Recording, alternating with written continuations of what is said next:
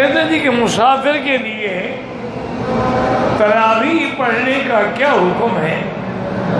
بھئی مسافر کے لیے تو فرض نماز بھی آدھی ہو جاتی ہے، اگر 4 رکعت 2 پڑھے گا اور سنت اور نوافل معاف ہیں تو تراویح بھی تو سنت ہے، وہ بھی معاف ہے۔ لیکن یاد رکھیں کہ اس قسم کے مواقع اور اس قسم کا مکان اور اس قسم کا زمان پھر زندگی میں نہیں ملتا ہے، اس لیے یہ مسئلے پہ گزارا نہ کریں بلکہ ہر بندہ تراویح پڑھے۔ اور تراویح جو ہے نا، یاد رکھو ائمہ 4 کے نزدیک اور اسی طرح سیدنا امیر المؤمنین حضرت عمر رضی اللہ عنہ کے زمانے سے لے کر آج تک حرمین الشریفین میں 20 تراویح پڑھی جاتی ہے، کبھی بھی 8 نہیں پڑھی گئی۔ حضور صلی اللہ علیہ وسلم نے تراویح پڑھی، لیکن 1 رات 2 رات تیسری رات آپ تشریف نہیں لے آئے۔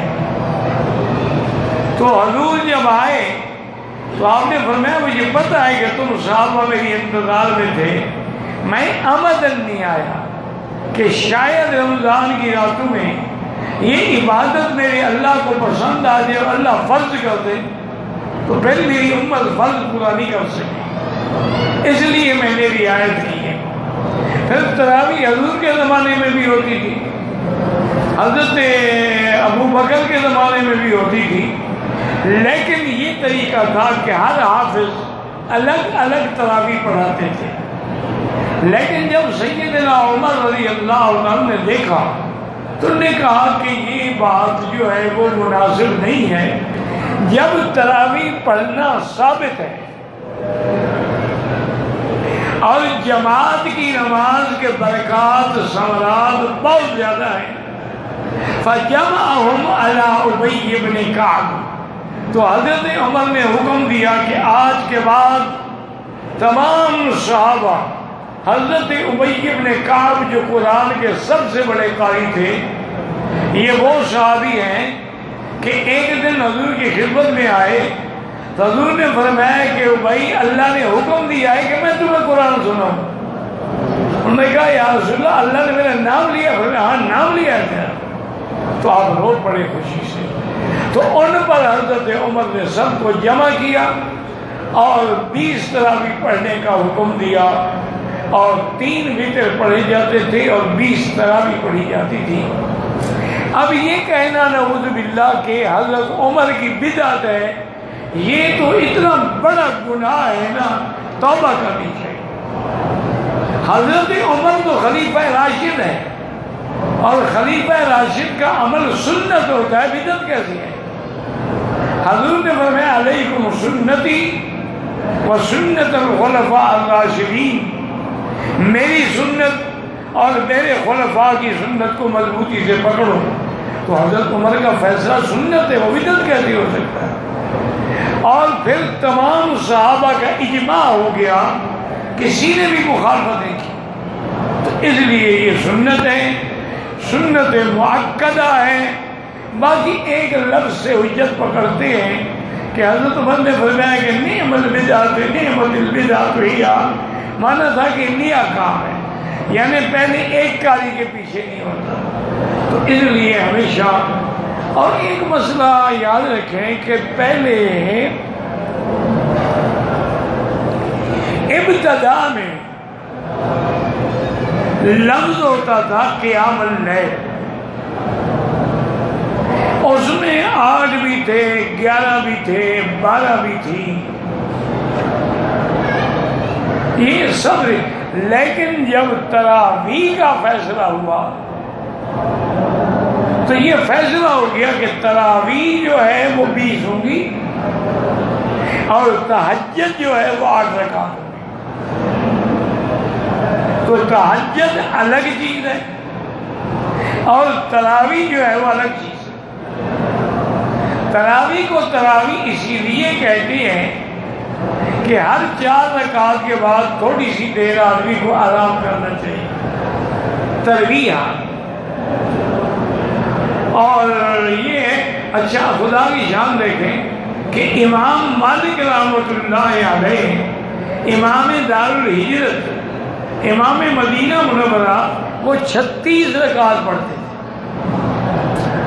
تو ان کو ساتھیوں نے کہا، حضرت آپ فرمایا بھائی مکے والے تو 4 رکعت کے بعد طواف کر لیتے ہیں، ہم کیا کریں؟ ہم 4 رکعت پڑھ کے بیٹھے رہیں؟ لہذا اگر چند رکعتیں زیادہ پڑھ لیں گے تو کیا بات؟ جب اصل ثابت ہے تو جتنا زیادہ پڑھیں گے اتنا اجر ملے گا. اب ویسے بھی اگر اللہ نے تعصب نہ ہو، ٹھنڈے دل سے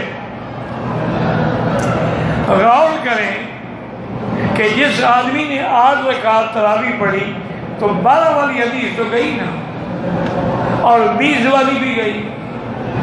جو 20 پڑھے گا تو اس میں 8 بھی آ گئے، 12 بھی آ گئے اور 20 بھی آ گئے، ساری حدیثوں میں عمل ہو گیا.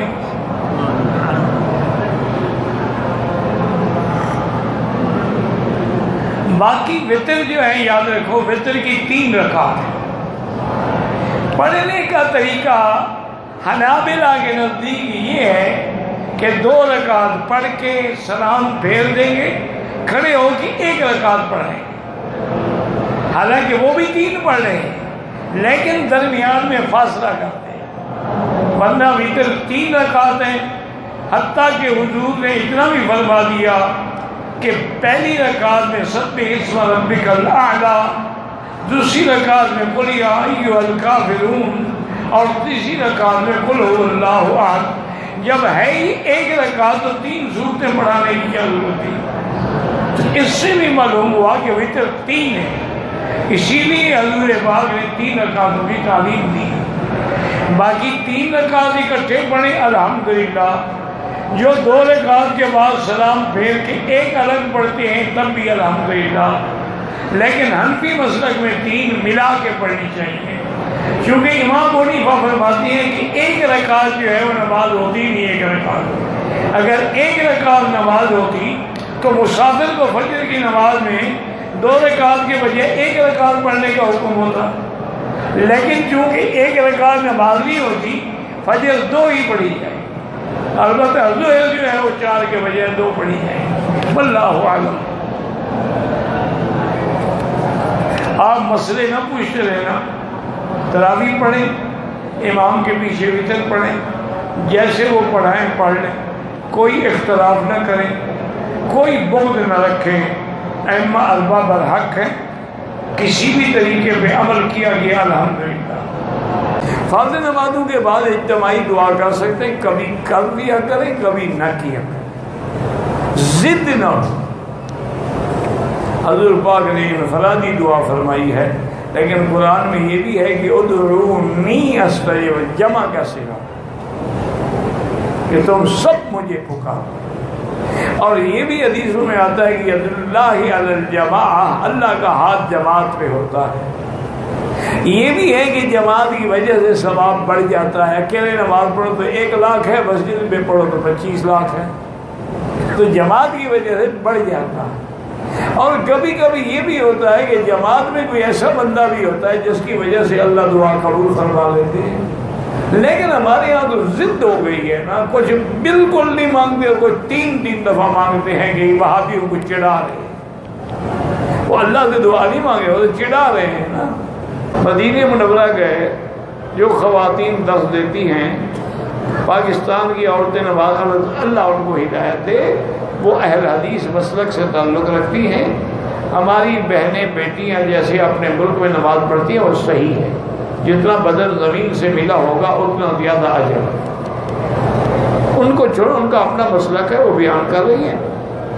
ہمارے گاؤں میں رمضان المبارک میں افطاری کے وقت دسترخوان لگتا ہے، افطاری کرتے ہیں. اب کمیٹی والوں نے بند کر دیا ہے، کہتے ہیں کہ مسجد کی بھی بے ادبی کر، تو مسجد کے باہر لگا دیا کریں. مسجد کے بے ادبی کا معنی یہ تو نہیں کہ لوگوں کو افطار سے محروم کر دیں. مسجد کے اندر نہ لگائیں، باہر ایک جگہ بنا دیں.